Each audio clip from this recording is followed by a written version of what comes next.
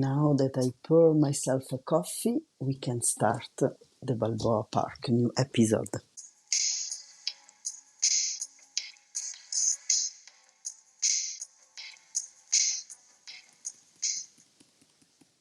Okay, welcome to Balboa Park. I also tried an idea of jingle. I'm still not sure what the heck I'm doing with this editing. I'm doing it by myself, as you can tell, which is not maybe very professional, but we don't care. The purpose of this podcast is most of talk about the creative process and how, for me, it's often like start and then learn how to do it or something like this. I am Nikos Balboa and this is Balboa Park. I am a trans man, I'm Italian, living in France. I've been living here for more than 20 years. I have a teen daughter and I'm a mom. I'm a tattoo artist and I do graphic novels in Italy and in France. And in this podcast, I wanted to talk about the creative process. Is it episode 5 already? OMG, I can't believe it. When I started, I catalogate the episode like season 1 and then the episode. Actually, I'm not sure why, because what make a season of a podcast that is just like talking to a microphone ends? I still don't know. Maybe season 2 will be video podcast? No, I'm not sure. Too much of admin. And so here I am once again in my recording studio, which is my bed, with my coffee and my laptop in front of me to remember what I want to talk about. During the week, every time I have an idea, I pick up my telephone and on the notes of the telephone, I write down random idea. Some of them I can recognize. Some of them I actually pick up from episode and some other I don't even know what was I talking about. This week I wrote down something like creative procédé in French and English mixed together, art to coming out, drawing our future self to ease the present. This looks like a very broad theme, but actually it may be fun to talk about this. And I did artistic studies, high school and university, and then I came to France back in 2001. I went in Paris to study in an illustration school. Honestly, I tried to be an illustrator for not so long. At that time, when I finished my school, I did this book about, what a surprise, mermaids, and I got so many refusals when I tried to sell my book to French publisher that I decided that I will never ever propose my work again because I didn't want to receive a refusal. I'm actually preparing a newsletter about this, but the thing is, if you are a subscriber on Substack, you can go a little bit further on this theme of accepting refusal or seeking refusal as a way of coming out of this fucking comfort zone. But this is not the theme of today's theme, and once it's out, I will put the link to this very email in the show notes. But this is not the theme of today. So let's go back on track. I never thought that I could actually tattoo my very own drawings.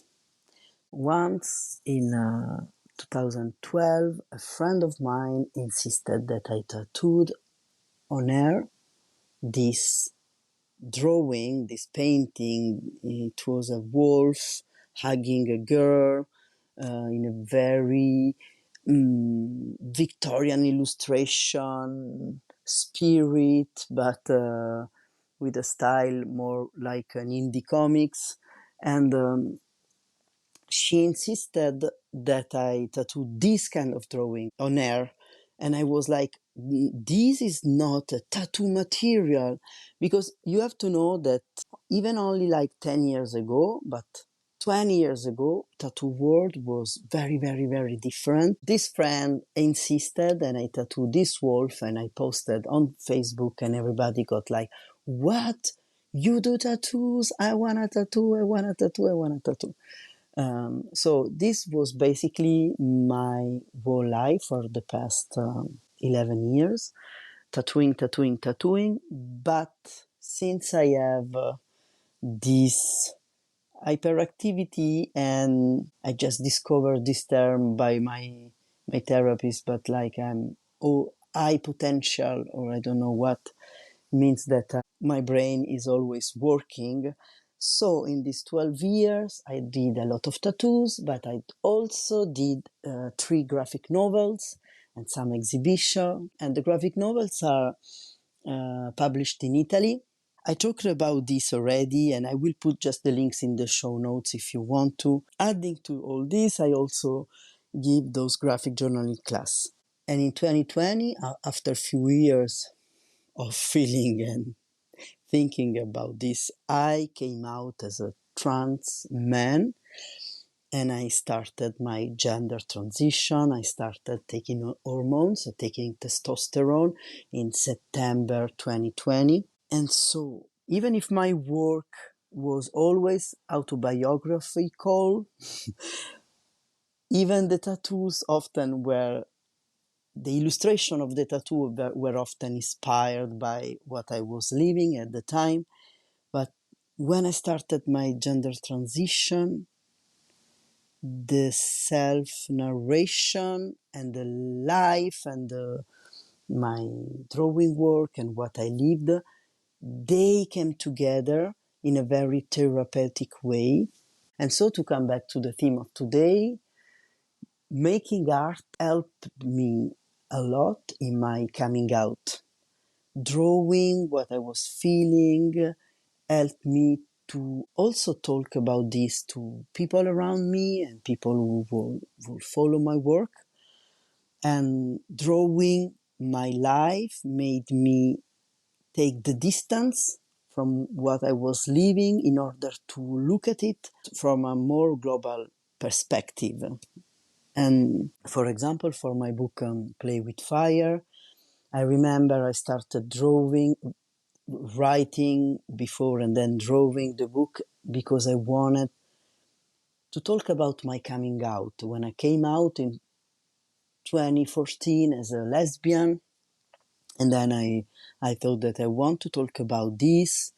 And while I was writing the book, while I was sketching the books, I realized I would observe my identity, my coming out, my life, what I felt, and all came together. And while I was making Play with Fire, I realized that I didn't felt the urge to do this book to talk about my coming out as a lesbian, but actually I needed to write this book, to make this book, to observe my trans identity. And so are those magic moments in which when we take the time, look at ourselves from a distance, and everyone may find many different ways. For me, it's like drawing and creating image and self-portrait and self-narration. And it's fun because when I think I'm 44, sometimes I feel that the 90s were like yesterday, but actually when I take the time and I think about my life, I guess that I lived a lot already. Not that I'm tired of, I want to live at least the same amount of time ahead of me. um, anyway, I'm talking about how, as a trans person, as a queer person, you can use your art to come out.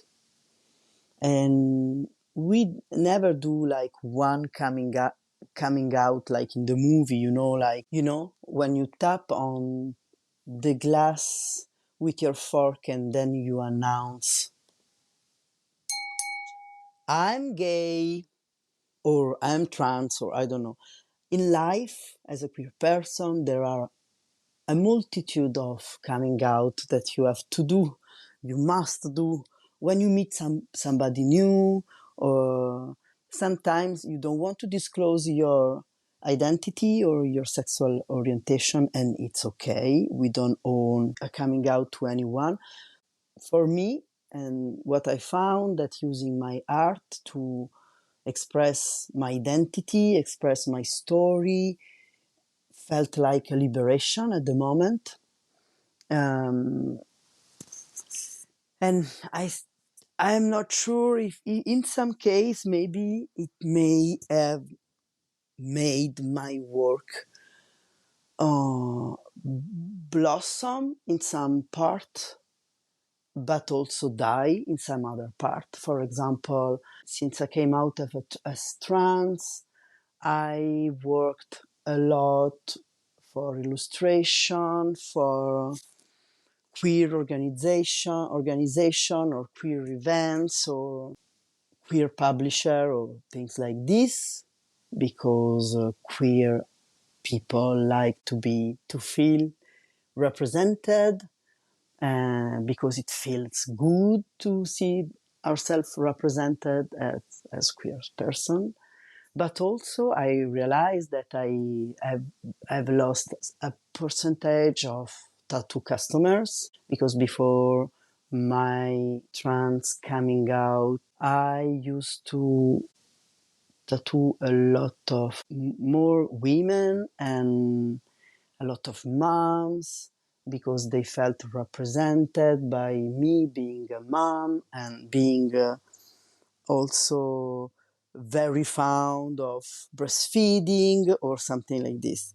And I realized that since I came out 3 years ago, then I've lost some of those persons as clients, even though I'm still a mom. I still identify as a mom, as a man, and as a mom. But I'm not sad about this, because I have gained a brand new spectrum of clients, queer clients.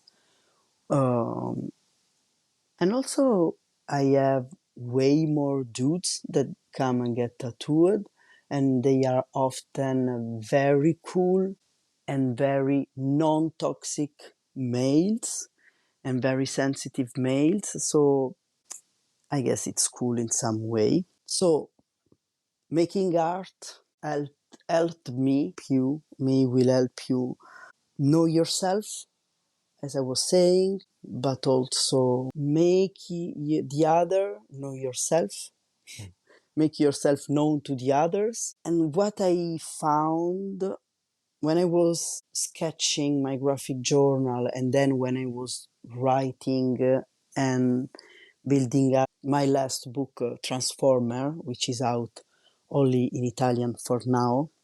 I hope it will be very soon out in France. When I was making Transformer, writing Transformer, I realized that I also may use drawings and making art and self-narration as a way of channel my future self, in order to feel the love from my future self, feel the guidance from my future self. There are some pages in this book in which the character, which is a more nervous and anxious version of me, go through a breakdown and a very big episode of dysphoria. And I'm looking for the page.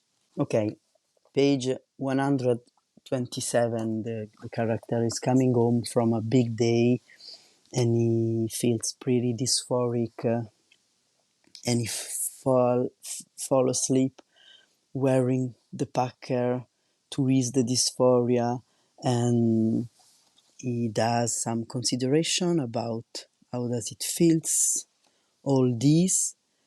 And it's almost the end of the book, so we have followed the character coming a long way from the very first page in which he's closeted and can't even tell his trance during the trance pride. Then we have all the book, all the journey, and in a moment he's up after falling asleep with the and think about he came a long way.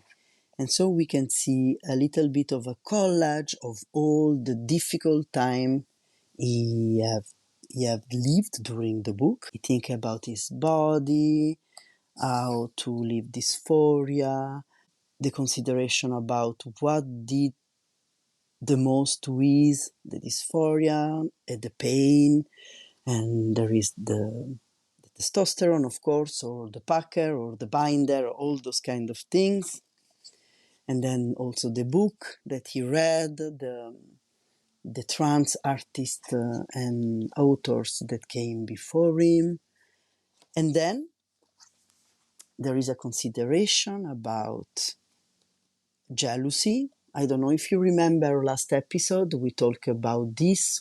We talk about when we see in somebody else something that gets us jealous, maybe this jealousy is there to tell us something. Do you remember? If you don't, go listen to the previous episode. No, I'm joking.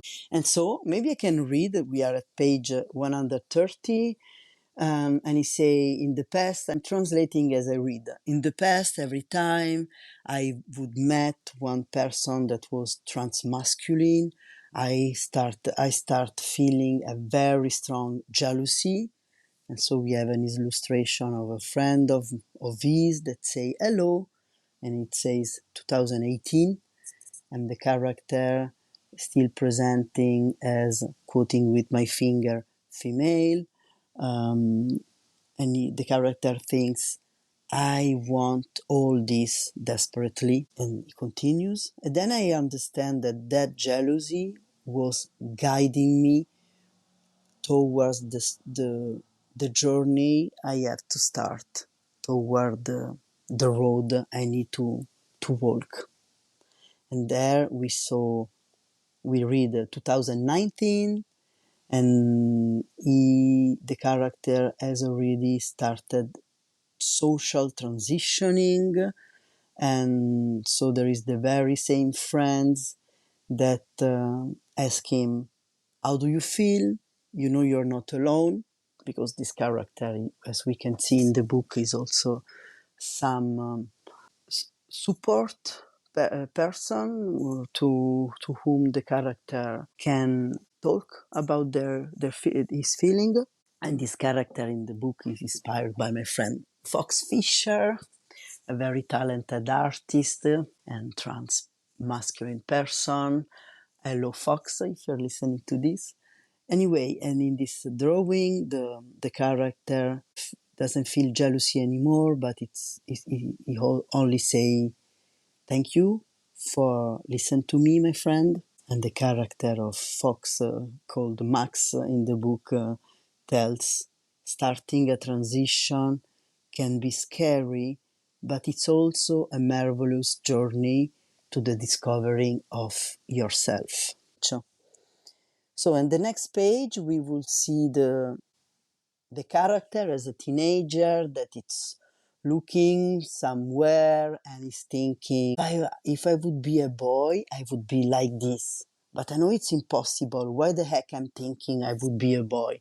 Am I going crazy? And there on the side, we see some sort of phantomy presence that looks like an older manly character that says, you can do it, young Nicods. And the character tell us, every time that I would see a guy, that I would feel this pain of the jealousy. Now I know that it was the future me that came to guide me, to send me of who I would be. emotion, the most uncomfortable emotion are our best guides. And then it carry on. If you remember last episode, if we observe our uncomfortable emotion, we can also personate them as our future self guiding us. You know that I love to draw mermaids, and in this book I loved to draw my future self as a present that arrived to guide the story. And I guess that imagination can help us a lot discovering who we are and also maybe get our life better if imagination is here to help us and guide us and protect us when we want to observe reality, when we want to dig into the feeling we are feeling right now.